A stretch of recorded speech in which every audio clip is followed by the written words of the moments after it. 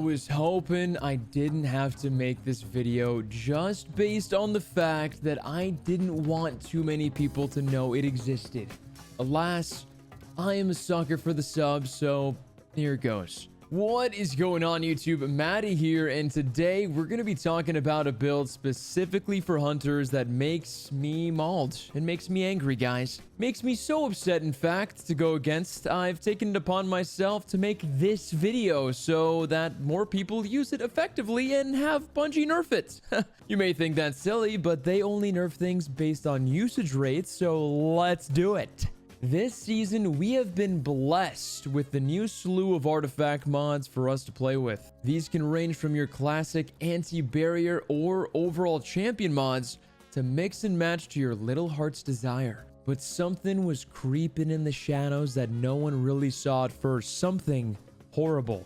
Something so hideously strong, I wonder why the hell someone would think of such a thing. And that's classy restoration. Yup. That little sucker is the bane of my frustration this season.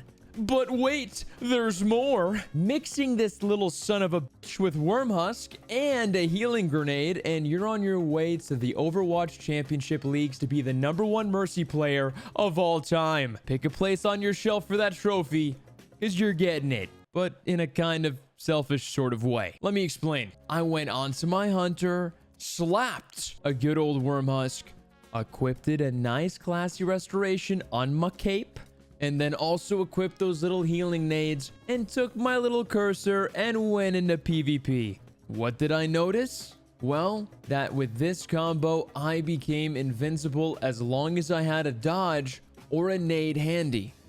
I can run in, do a massive amount of damage while also taking damage, dodge for an almost instant full health, and keep shooting. Take it a bit more damage after that. Throw that healing nade, not at your enemy, but at those little tiny size 4 feet. Now you are ready to hop back into that gunfight and keep on slaying. Now in a 3v3 environment, this can be especially mauling as sometimes the rounds take a little bit, allowing you to get your dodge and your healing nade back multiple times around. You may have to shoot someone 10 times before getting him even half health. So good when you do it, but bad when it's on the other team. You know, it makes me just want to scream into the night like a werewolf when this is on the other team. Now, what kind of aspects did we use so that you can replicate this too, you piece of shit? You can cut out the part where I say shit. First, you want the Acrobat's dodge so that you can become radiant at will. Pair your build with the Ace of Spades, and not only are you going to be a healing demon, but you're also going to be 2-tapping once Memento Mori is active. Nasty stuff. Next up, I use Strafe Jump as that is my preferred jump, but you may choose what you're comfortable with. Second up, I always recommend Weighted Knife for those one-shot kills to the head. And most importantly, for the last slot, we're going to want to pick the healing nade. Upping your discipline to 100 will allow you to get this grenade more often than not. Isn't that crazy? Just getting your discipline all the way up for your nade? Yeah, I know. Wild. Do it.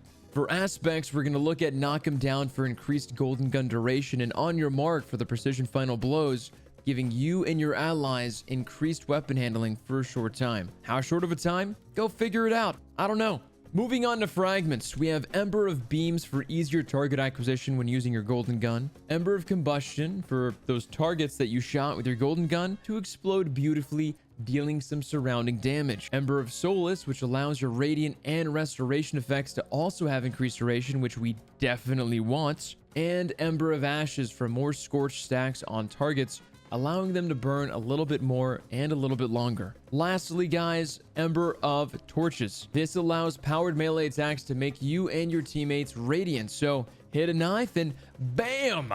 2 taps on that ace once again.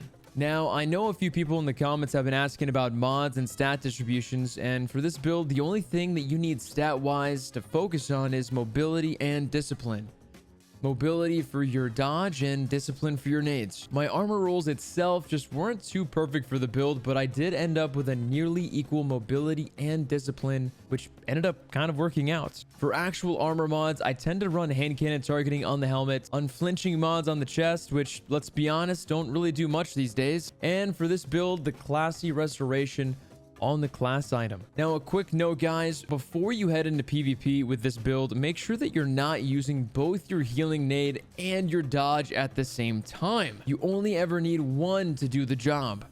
Dodge first, as it's going to be your largest chunk, and in an easier situation, throw down that nade for some uninterrupted healing. It's really easy, guys. Get a little shoddy shots in, you dodge. Get hurt again, you throw the nade at your feet. But again, do not throw it at the enemy. You're gonna look silly.